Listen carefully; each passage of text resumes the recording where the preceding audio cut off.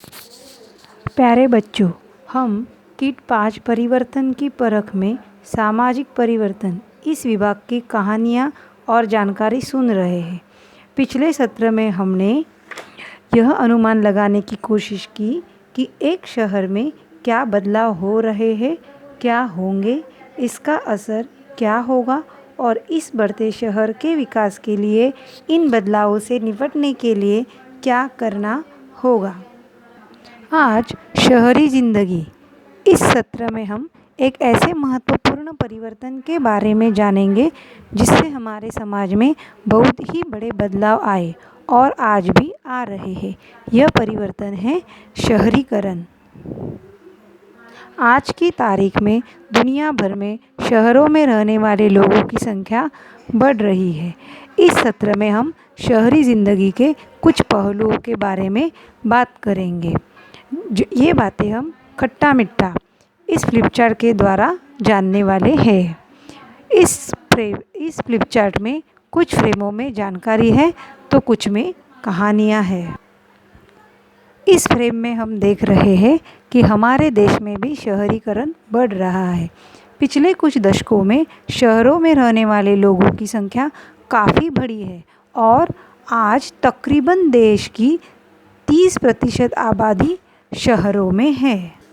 इस चित्र में हम सोनू सिंह के बारे में जानेंगे। वक्त है रात के 1:30 बजे। जगह है नई दिल्ली के इंदिरा गांधी अंतर्राष्ट्रीय हवाई अड्डे के बाहर सोनू सिंह की टैक्सी में। इस टैक्सी में बीच रात में बड़े शहर में सवारी का इंतज़ार करते सोनू सिंह हमें दिख रहे हैं। अब ये इस शहर में कैसे आए? सोनू 19 वर्ष की उम्र में दिल्ली आया। उसके चाचा यहाँ टैक्सी चलाते थे और वे उसे यहाँ ले आए। उसकी पसंद नापसंद का सवाल ही नहीं था।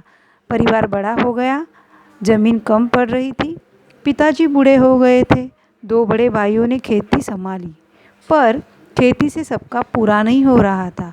हर वक्त पैसों की कमी रहती थी। नए बीज, खाद, बिजली, पानी का कर, घर वालों की दवा दारू, बहन की शादी, कर्जे पे कर्जा बढ़ रहा था। तभी बड़े भाइयों ने सोनू को चाचा के साथ शहर में भेजने का फैसला किया। उसका कलेजा टूट रहा था पर वह कुछ न बोला। शहर में पैसे बना सका तो शायद ज़मीन बेचने का वक्त टले। वैसे सोनू शहर में दुखी नहीं था। शहर में उसने काफ़ी कुछ देखा था, कमाया था। शहर ने उससे कुछ काफ़ी दिया है। एक नई पहचान, नए साथी, उसके बच्चों के लिए उज्जवल भविष्य। उसकी बेटी स्कूल में पढ़ती है, बेटा कॉलेज में है। गांव में वह बेटी को इस तरह न पढ़ा सकता, न ही उसे काम करने दिया जाता। सोनू के लिए सबसे खुशी की बात यह थी कि उसे उसके पैसे से खेती बाड़ी बच गई। पर फिर भी जैसे उम्र बढ़ती है, गांव की याद और भी सताती है। सोनू यहाँ पर अपने परिवार के यादों में खोया हुआ है। वो यहाँ पर कमाता है दिल्ली में और अपने परिवार को वो पैसे भेजता है। शायद शहर ही में रहना उसे अच्छा लगता है। यहाँ सोनू सिंह की कद्र है, उसकी कमाई की नहीं। यहाँ बैठकर गांव की तस्वीरें देखना, सपने देखना शायद सच्चाई से बेहतर ही हो। सोनू सिंह की कहानी हमें यहाँ क्या बताती है कि रोजगार की खोज में गांव छोड़कर शहर आने वाले लोगों में से 90% लोग अपनी गांव के परिवारों को पैसे भेजते हैं। भारत में तो कुछ ऐसे हैं जहां के 30% से ज़्यादा पूर्णतः इस तरह शहर से भेजे गए पैसों पर आत्मनिर्भर है। मतलब लोग शहर में इस वजह से भी आते हैं कि शहर में आकर उनको रोजी रोटी मिलती है और वो अपने परिवार को अच्छी तरीके से संभालने के लिए पैसे कमा सके। ये इनके लिए सुविधाएं शहर में होती है। इसलिए गांव की ओर से रोज़गार की खोज में आने वाले लोगों की तादाद यहाँ पे हमें ज़्यादा दिखाई देती है। हम आगे की फ्रेम की ओर जाते हैं तब यहाँ पर हमें श्रीमती सुजाता राणे की कहानी सुनाई देती है। वक्त है सुबह के 6:30 बजे। जगह है मुंबई के पास एक उपनगर डोंबिवली में। श्रीमती राणे के रसोई घर की यह जगह है। श्रीमती रानी जो है वो एक छोटे से शहर से यहाँ पर आई हुई है, क्योंकि उनके पति का तबादला यहाँ पर हुआ है। वो अपनी बेटी छोटी थी तब से यहाँ मुंबई में आकर नौकरी संभाले हुए हैं, जबकि उनके सास ससुर का इनके नौकरी के लिए विरोध था। वो उन्होंने बाजू में रखकर अपनी नौकरी संभाली है। एक स्कूल में वो टीचर है। जब वो अपनी ट्रेन की सहेलियों के साथ जुड़ जाती है तब वो यहाँ पे ये महसूस करती है कि शहरों में लड़कियों की ज़िंदगी पे कितनी आज़ादी है। वो अपना मनचाहा जॉब कर सकती है, मन चाहे तक पढ़ सकती है, मन चाहे वहाँ घूम सकती है। उनके ऊपर यहाँ पर कोई पाबंदी नहीं, अपने विचारों से वो यहाँ पर रहती है। लेकिन जब वो अपने गांव के बारे में सोचती है या अपने छोटे से शहर के बारे में सोचती है तो उसके मुकाबले उनको ये शहर की ज़िंदगी ज़्यादा आसान और अच्छी लगने लगती है। मतलब शहरों में स्त्रियों के लिए मौके जो है वो आमतौर पे ज़्यादा आज़ादी वाले मिलते हैं और व्यक्तिगत विकास के मौके भी ज़्यादा मिलते हैं। शहरों में स्त्रियों के लिए शादी की औसत उम्र 22 से 26 वर्ष है, जबकि ग्रामीण भागों में शादी की औसत उम्र 14 से 16 वर्ष है। शहरों में 65% औरतें और लड़कियां पढ़ी लिखी है, जबकि ग्रामीण भागों में 30%।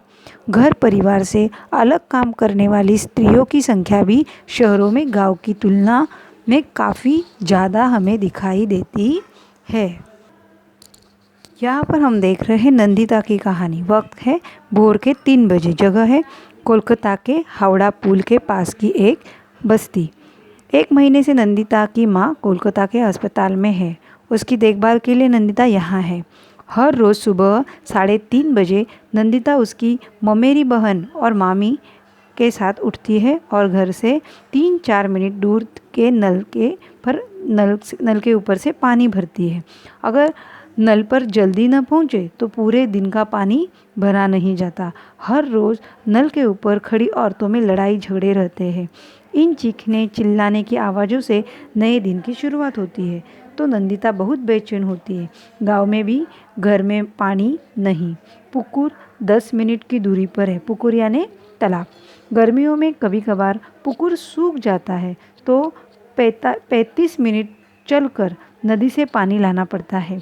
पर पानी के लिए झगड़े तो नहीं होते।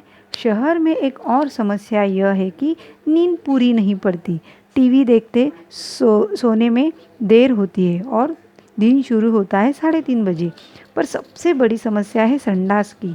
मामा के घर से 10 मिनट की दूरी पर संडास की कतार है।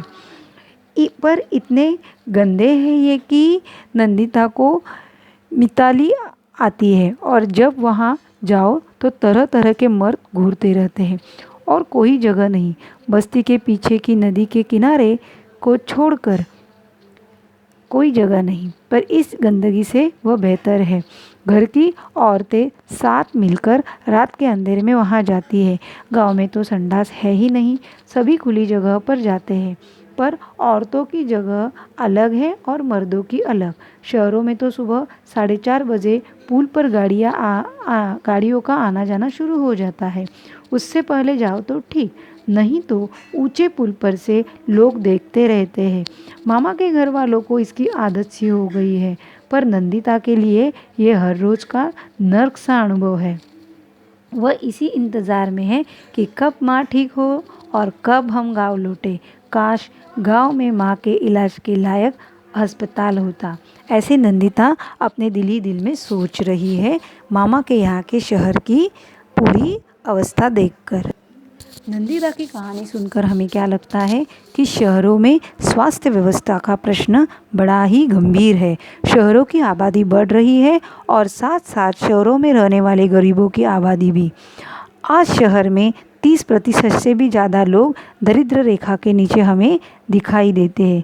झुग्गी झोपड़ियाँ और बेघर लोगों को तो यहाँ पर कितना कम पानी मिलता है। आधे से ज़्यादा आबादी तो झुग्गी झोपड़ियों में रहती है।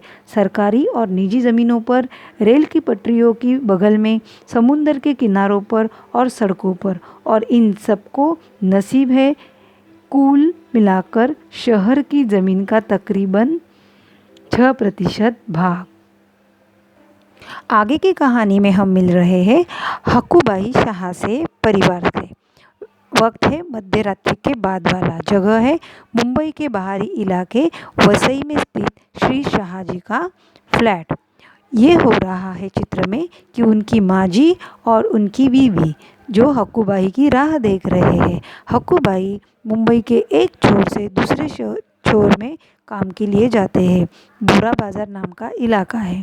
हक्कूबाई की यहाँ लेखन सामग्री की छोटी सी एक दुकान है।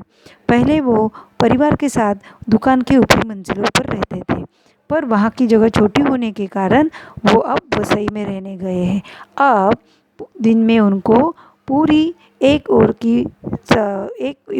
से दूसरी ओर की यात्रा करनी पड़ती है। ट्रेनों में लोग ठूस ठूस कर भरे रहते हैं। हर डिब्बा जैसे कि मानो लोगों से भरा हुआ एक भंडार है। ट्रेन जब स्टेशन पर आती है तो प्लेटफॉर्म के बिल्कुल किनारे लगकर सैकड़ों लोग जमा हो जाते हैं। ट्रेन रुकने से पहले ही लोग अंदर घुसने लगते हैं। कुछ तो दरवाजे से बाहर ही लटकते रहते हैं ताकि हवा तो मिले।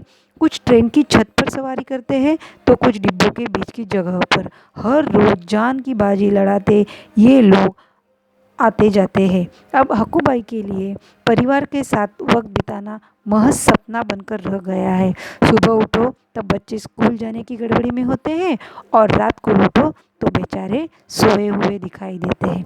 ऐसी परिस्थिति में उनकी बीबी और उनकी माँ हर रोज़ परेशानी में रहते हैं। दुकान 9 बजे ही बंद हो जाती है, लेकिन ट्रेन मिलते मिलते और ट्रेन की समस्याओं को निपटाते निपटाते जब हक्कूबाई घर पे आते हैं तो आधे से ज़्यादा रात निकल चुकी होती है। ऐसी परिस्थिति में आज तो कुछ ज़्यादा ही उनको देर हो गई है। क्यों नहीं लौटे होंगे ये अब तक? इस विचार में उनकी माँ और उनकी बेबी उनकी राह देख रही है। इस चित्र में हम देख रहे हैं कि बड़े बड़े शहरों की और उसमें भी मुंबई जैसे बड़े शहर की दैनिक यात्रा कैसी होती है। ज़्यादातर बड़े शहरों में रहने की जगह और काम की जगह के बीच लंबा अंतर होता है और हर रोज़ बड़ी मात्रा में लोग घर और काम के बीच लंबी यात्रा करते हैं। इस तरह की यात्रा को दैनिक यात्रा कहते हैं और ऐसे यात्रियों को दैनिक यात्री। मुंबई शहर का उदाहरण ले तो यहाँ 45% लोगों की लंबी दैनिक यात्रा करते हैं। हालांकि इस शहर में सार्वजनिक यातायात व्यवस्था अच्छी है। यहाँ की बसों और ट्रेनों में हमेशा भीड़ रहती है क्योंकि यह व्यवस्था आबादी के लिए पूरी नहीं पड़ती। 1000 यात्रियों के लिए बनी लोकल ट्रेनों में 5000 यात्री सफ़र करते हैं। अनुमान लगाया गया है कि मुंबई की लोकल ट्रेनों में हर दिन कुल मिलाकर 60 लाख यात्री सफ़र करते हैं। ये हमें ये बताता है कि मुंबई जैसे बड़े शहरों में दैनिक यात्रा भी कितनी मुश्किल हो गई है और लोग अपनी जान की बाजी लगाकर किस तरीके से ये लंबा सफ़र तय करते हैं। इस चित्र में हम देख रहे हैं जाति भेद के बारे में। आज़ादी मिली और संविधान के अंतर्गत सबको समानता का हक मिला। कई दशक गुजर गए पर आज भी देश में जाति भेद मौजूद है। आज भी गांव में बंधुओं मजदूर है और इन मजदूरों में से 60% दलित है। गाँव की तुलना में शहर में दलितों की परिस्थिति बेहतर है। यही ये कहानी हमें पूरी बताती है कि शहर की ज़िंदगी यानी कि कुछ खट्टी है कुछ मीठी है। कई लोगों को शहर की व्यवस्थाएं, शहर में मिलने वाली सुविधाएं, उस पर आने वाला प्रेशर, इसके वजह से शहर की ज़िंदगी अच्छी नहीं लगती या फिर उनको इस व्यवस्था से कुछ खट्टे अनुभव मिलते हैं। तो कुछ लोगों को अपनी पिछली ज़िंदगी याद करते हैं, वो ज़िंदगी की बेइज्जती या फिर उस टाइम उनको मिला हुआ बर्ताव याद करते हैं। तो ऐसे टाइम पर उनको शहर की ज़िंदगी मीठी लगने लगती है। इसीलिए इस फ्लिप चार्ट को नाम दिया गया है खट्टा मीठा, कि लोगों को शहर की ज़िंदगी से मिले हुए अनुभव यहाँ पर हमें बताए गए हैं।